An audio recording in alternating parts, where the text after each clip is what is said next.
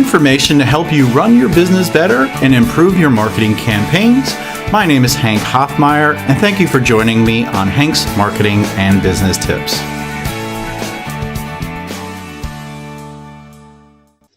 Hello, everybody. Thank you for joining me today. I have a great guest that's going to help us with sales today. If you're a small business owner, sales is going to be a crucial component of making your business successful. So today I have with me Chris Daltorio. He is working with New Velocity, which is a sales and leadership development firm. They work with small companies, one person, mom and pop shop, all the way up to Fortune 100 companies, some of them well-known ones you may have heard of, such as Rosetta Stone and others. I do not want to talk about Chris as much as he could probably explain as far as what he does and what New Velocity does. So welcome, Chris, and if you can just give us a quick overview of you and what your organization does. Sure, thanks. Hank, Chris Daltorio, and I've got a company called New Velocity, and we're a sales and leadership development company, as you mentioned. We work with a lot of clients, and I know your audience has a lot of small business owners like myself. So we've got a lot of clients that many people have never heard of, and then we do, as you mentioned, have some of the big boys. But essentially, we go in and we try to find out whether it's acquiring new accounts, trying to ramp a little quicker, whatever we can do to help the sales professionals or whoever's representing the company from sales, be that superstar version of themselves. Because as small business owners, a lot of people have the latest, greatest widget, but nothing happens until sales takes place. We try to make that happen a little bit faster and a little bit more often for our clients. I love the term, the superstar version of yourself, because even though as a small business owner, you may be passionate about what you do, it may be hard to put on a cape and be a superhero and go out and actually convince people to have the same passion you do for a product and service. Therefore, I feel sales is a critical element in owning a business, and a lot of people that get into business actually do not know how to sell. I don't think I've met more than 5 or 10 people in the last 10 years that were in a sales role that started their own business. Probably sales would be easier if that was the fact. That's what we're here for today. Is the first thing I want to ask you, Chris, is what is the best tip you can provide to a small business owner when it comes to sales? What is the most important thing they can do to grow their business? I'll probably answer that question a little bit differently than you may think. Recently, we started doing some work. We were referred over to the folks at NCIdea. And for those that may happen to be in the Research Triangle Park area of North Carolina, maybe you're familiar with them. But NCIdea, they do, I think this past year, over $300,000 in grants to small business owners. And some have, numerous people that they've worked themselves up to. Many are just 1, 2, 3, 4, 5 employees, and they're getting started. And I've kind of learned that it really is a lot of sales orientation that they need to focus on.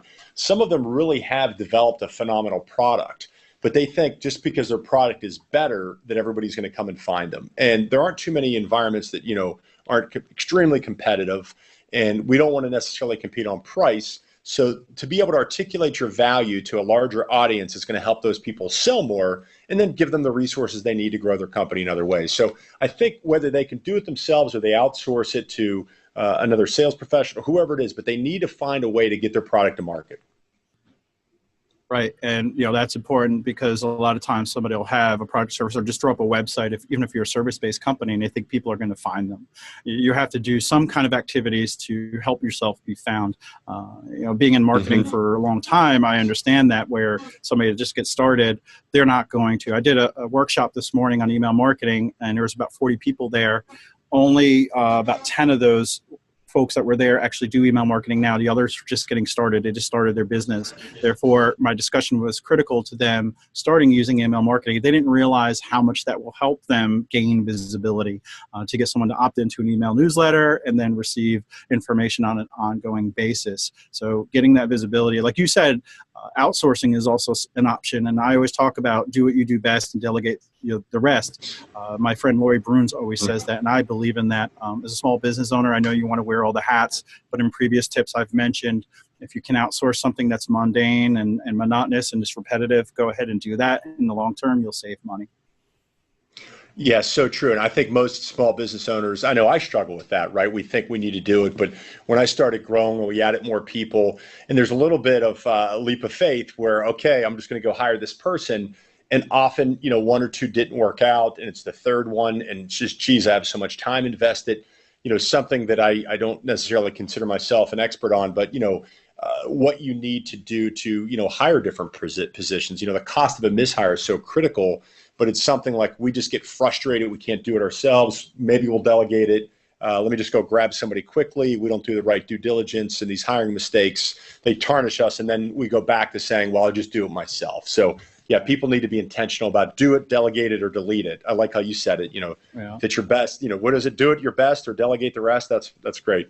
Yeah. I love that saying. So another thing would be, now that you may be delegating some things or you're trying to get your product to market or get your name known, how much time do you think needs to be spent on sales versus other activities such as, general marketing or hands in on the work, stock, or, if you have a product, et cetera, and research and stuff like that? How much time should be dedicated to doing sales?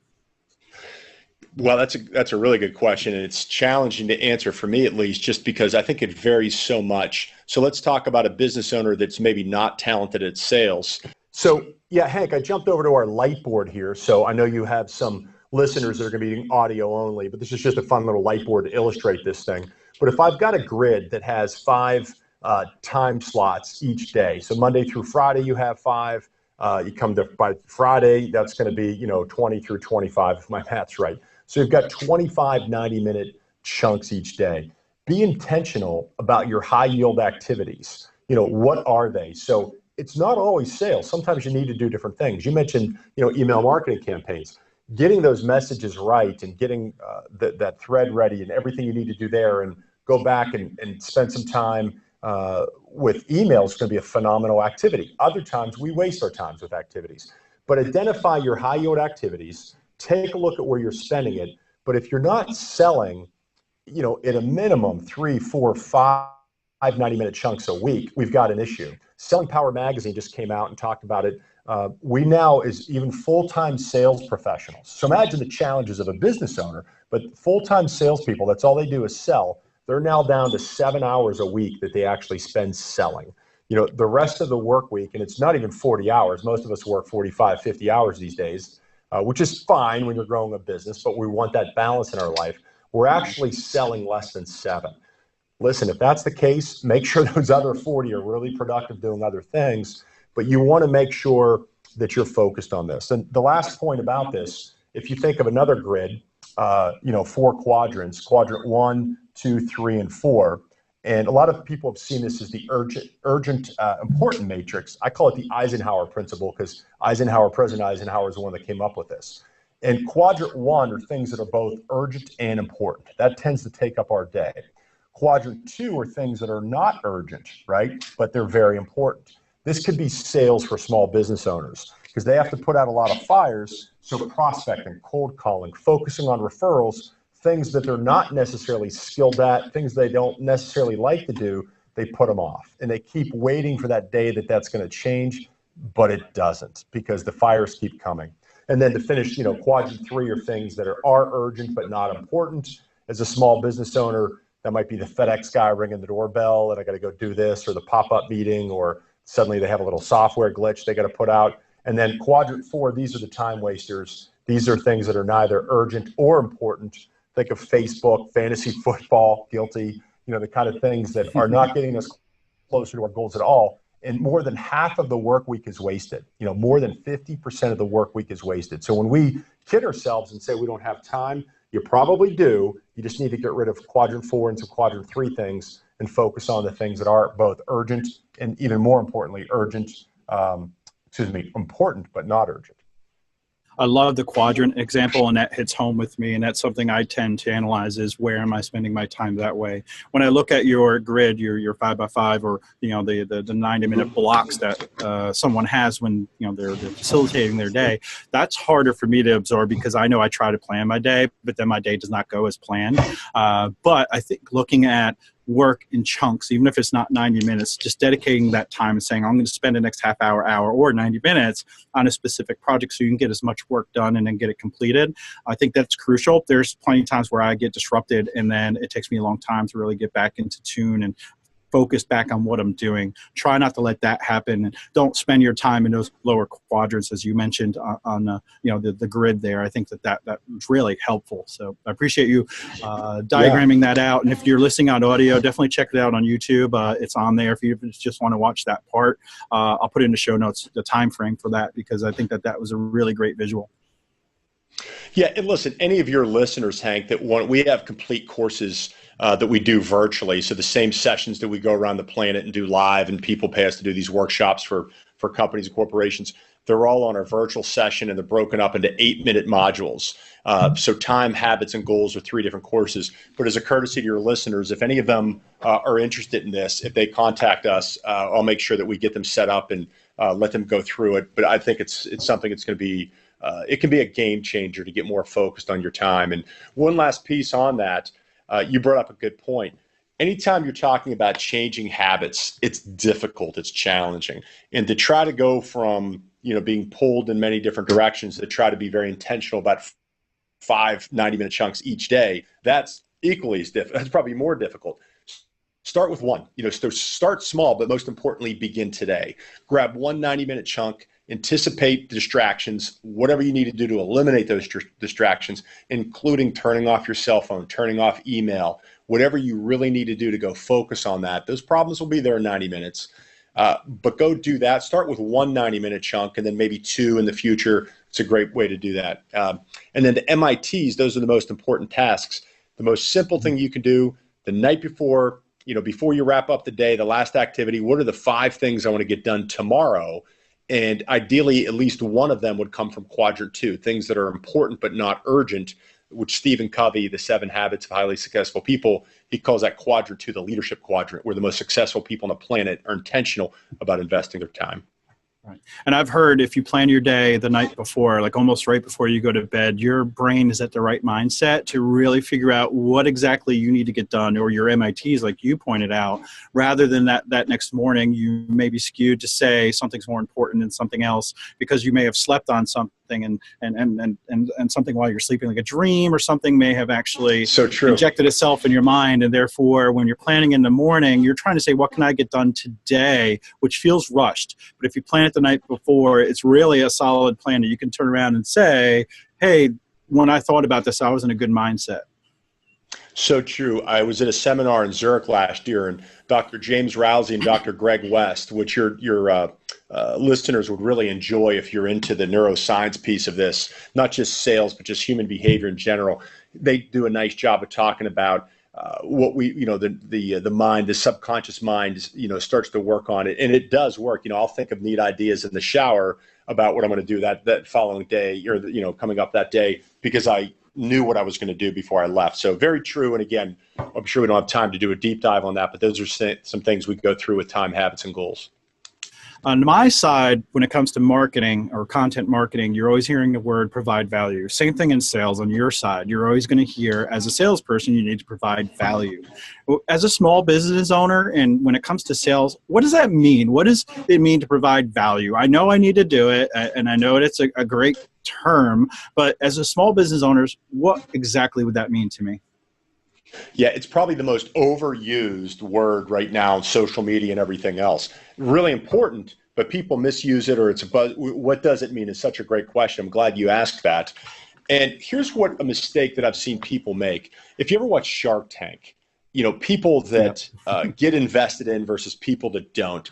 One of the differences is the passion that these people have about their product or service that they offer. It's exciting. It's contagious. Even these billionaires that are getting a little frustrated with the contestants sometimes, they say, hey, good for you. I know this is phenomenal. And then here comes the but word. It's saying buts. You don't have a business, you have a practice, or you're not an entrepreneur, you're a one-entrepreneur, some of the buzzwords that Mark Cuban might say. And here's the thing with value. You've got to look at it through the other person's lens. The mistake that people make as business owners, they're so excited about their widget is 10% faster or 3% sleeker or whatever it might be. Who cares? Respectfully, who cares? And they need to be able to take a look at that and answer that question. And, we've got something called the value grid, and we customize this for each of the titles that you're calling on. And you really have to step back and say, okay, a VP of sales or a CFO, doesn't matter the title, whoever it is you're calling into, they all are going to buy based on 4 compelling reasons. And it's going to be to mitigate risk, to make money, cut cost, or escalate efficiencies. So in that value grid, one of those 4 things, how do your products or services align and fix one of those 4 problems, ideally more than one, and then you have to customize it for every title. So, if you sell software that supposedly helps people hire people faster, well, a salesperson or a VP of sales is going to say, well, who cares? But a head of HR might be really concerned about that. Find out to make sure you have the right message or the right title, and then that velocity of value will move this thing forward. But the only thing that people will open up their checkbook for is value. Make sure you create it through their lens, not through your lens. Right. And I love those examples of reasons why people buy. And Chris, I've been in your in-person training, and I've also done some of your virtual training, and it is very helpful, insightful, especially when you come on site and you teach. You have this way of giving great examples and telling people why certain I don't want to use the word tactics, but for lack of a better term, like tactics or what do you want to call activities, why they work and how they work, getting into the mindset of who you're selling to, and getting back to the value. You mentioned like a widget. My widget's 10 times faster. Like, to me as a business owner, yeah, that's important because I made it faster. That means I could put it to market and say that. But I guess on the other side, to provide value, you'd say, my product's 10 times faster. It'll save you 30 hours a month or something like that, where that value on time savings is what the customer or the potential customer is going to value, rather than just knowing that your product's faster, right? You nailed it. And it really comes down to why we make decisions. And small business owners, I know a lot of them. I love them. I love to help them. Sometimes I annoy them. I got a phone call from an old college buddy yesterday who's a successful State Farm sales professional, insurance agent. A little bit older than me, just a few years older than me. Lives in a small town, is great at saving his money, very frugal. And he called me and he bought this little golf training. It's a golf ball that helps with your putting, a little training deal. And I was talking to him, but everything he said was through his lens, not the buyer's lens. And I had to kind of coach him back a little bit of reality. So sometimes I feel like I'm Johnny Raincloud when I'm reality about these things, but I think I might have saved him a lot of money with a direction that he was looking to go. So I love their enthusiasm. And you said this earlier too, but is it your strength? Be objective about this. Just because you love it, make sure you're positioning it the way they want to. It comes down to, we all have 3 buy buttons. It needs to be, you need to check that first buy button, which, needs to make a business case. Then the next buy button is emotionally, do I want to be right about this? Is that buyer want to do this? Does it feel right to them? And then a contrast buy button before and after. Most people, they try to be right and they forget your job's not to be right. Your job's to be persuasive. And you need to hit all 3 buy buttons to make that happen. I like the word persuasive. It's almost like if I sold cars and I say I have a Corvette, this year's model is 10% faster than last year's model. That doesn't make sense. What I want to know is, can I beat a Mustang off the line? Yeah, so I grew up in sales. Selling golf balls. I worked for Slazenger, and then I ran a division of Adidas, and I got to come back and run the company before we sold to Dick's Sporting Goods over a decade ago. And I remember the first time I was having some success as a golf ball salesperson, doing everything my sales mentor had taught me to do, who was brilliant. And then I took a tour of the ball facility. It was actually in the Carolinas, not too far from Clemson. And we're going through this ball factory, and there's literally a rocket scientist, Greg Giafincaro was his name. And I learned for the first time what an icosahedron dimple design was. And large, shallow dimples for distance and small ones for accuracy, and this cluster and what it does. And I'm thinking, I don't know any of this stuff. And my mentor, I was, in my early 20s at the time, my mentor says, don't worry about it. All they want to know is, can I hit it by my buddy that I play golf with on Saturday morning, or can I fly the creek on number 14? That's what they care about. So, people buy benefits, not features. And again, if you're the small business owner, which is a big part of your audience, you fall in love with some of your brainchild and you forget to go back to looking at it through the buyer's lens. Right. I think you and I can go on and on talking about sales for a couple hours, but I want to try to start wrapping it up. But one thing I want to ask you is there something that we may not have spoken about that you think is important to mention? If you're not talented at sales and you're putting it off, and I think this is targeted towards the small business owners, find a way to outsource it. There's companies that you can hire for business development, and then maybe you can handle those business conversations afterwards. Look at investing in that piece of it. And I know it's challenging to spend those monies. We're not a charity, we're a for-profit company, but our market is not small companies. So if we can help a small company down the road, we're more than happy to do it. And I'll tell you why, which is the lesson I want to leave your folks with, is referrals. We've helped small businesses just because I've met somebody, I've met them, I played golf with them, they're friends with one of my kids, the parents, whatever it might be. And you just do it to try to give back a little bit. One of the reasons that we're trying to work with NCIdea, they can't afford what we do, and I know they can't, but we want to help them. So genuinely, I'm glad to help you. And I do it for selfish reasons for two. One, it makes me feel good. And two, if you become a raving fan, you probably know somebody that does fit our ideal client profile. And what goes around comes around. So invest in yourself, read a book. You can go buy a book on sales. There's a lot of good ones. We have many on our website. Give us a call, somebody on my team, or if I'm in the office that week, like you, not being a road warrior, I'm glad to have those conversations myself. But invest in your weaknesses, or back to your point again, delegate them and focus on your strengths.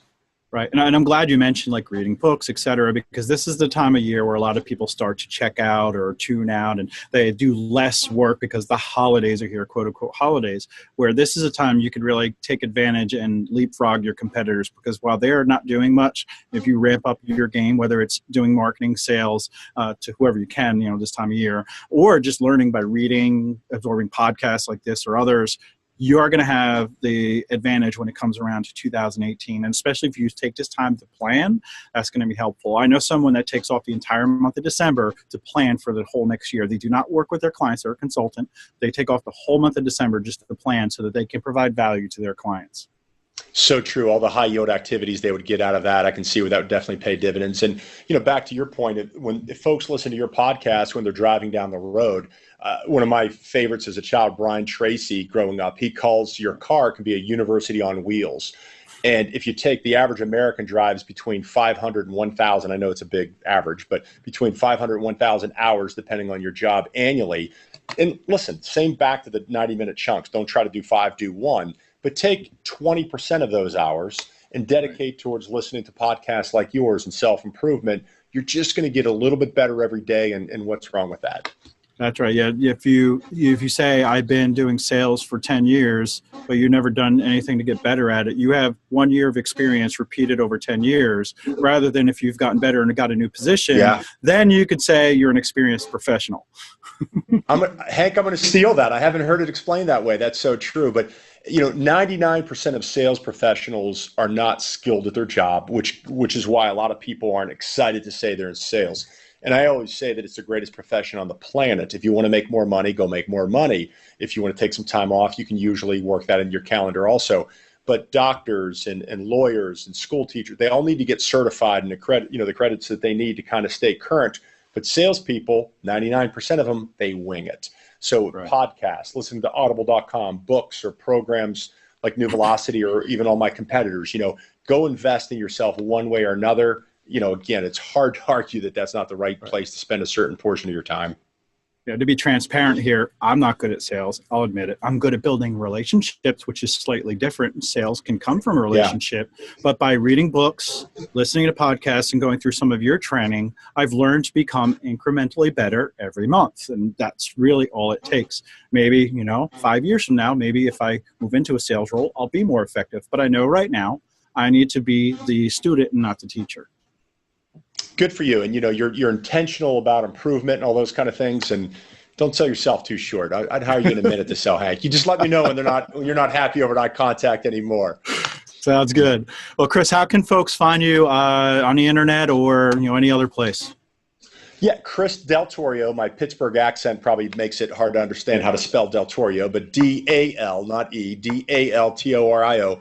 But Google us, we'll pop up. My New Velocity is my website, Chris at mynewvelocity.com, or just Google New Velocity Sales. We'll pop up, and we're in the Research Triangle Park, just outside of it here in Cary, North Carolina, and we'd love to talk to some small business owners if we can help them in any way. And I really mean that. I hope they pick up the phone and they think, well, that's just something happened on a podcast. Pick up the phone, you'll find us. Right. Yeah. And you're great at providing just valuable information. And I know you're always willing to have those conversations, just like you agreed to be on the show today. And you and I work within the same town almost. Yeah. And we get together at networking events, and, I see you stop and talk to people. You don't just say, I'm done, I'm gone, bye. You talk to someone that physically wants to talk to you. And that's what it's about, providing that value. And you do that every given day. Well, thank you. And it's, I'd like to say there's a real reason. I just enjoyed. It's fun for me to talk. And, I'm getting older. I turn 50 next year. So I talk to a lot of these people and I say, wow, wait, I was you. It seems like yesterday.